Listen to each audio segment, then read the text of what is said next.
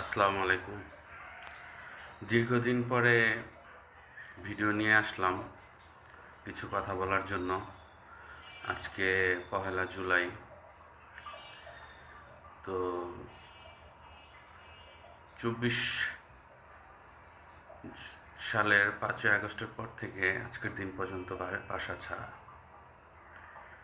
পরিবারের মানুষের সাথে থেকে বিচ্ছিন্ন। কথাবার্তা হয়, সব কিছু মিলিয়ে আছি। পরিস্থিতি এখন আরও ক্রুশিয়াল। ধরপাকড় চলতেছে, হয়রানি চলতেছে, হত্যা চলতেছে, ধরে পিটিয়ে হত্যাও চলতেছে। কতদিন চলবে জানি না,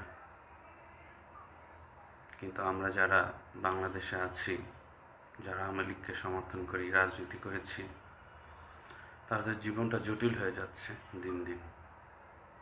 কোনো ইনকাম নাই, কোনো কাজকর্ম নাই,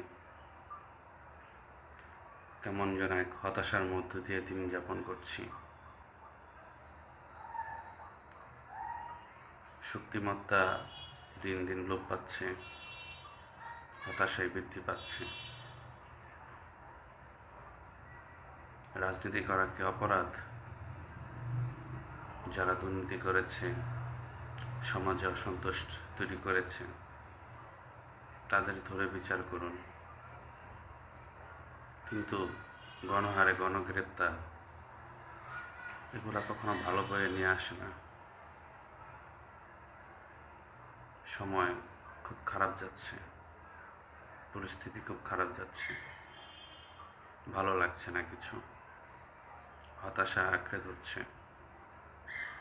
পরিবার পরিজন, আত্মীয় স্বজন, বন্ধু বান্ধব সব দূরে সরে গেছে। এমন এক পরিস্থিতিতে পড়েছি যে রাজনীতি করাটাই মনে মহাপাপ। সবার কাছে মনে হয় যেন একটা দাগে আসেন, অথচ কিছুই করা হয়নি। মানুষ সেটাই ভাবে। ধন্যবাদ সবাইকে। জয় বাংলা, জয় বঙ্গবন্ধু।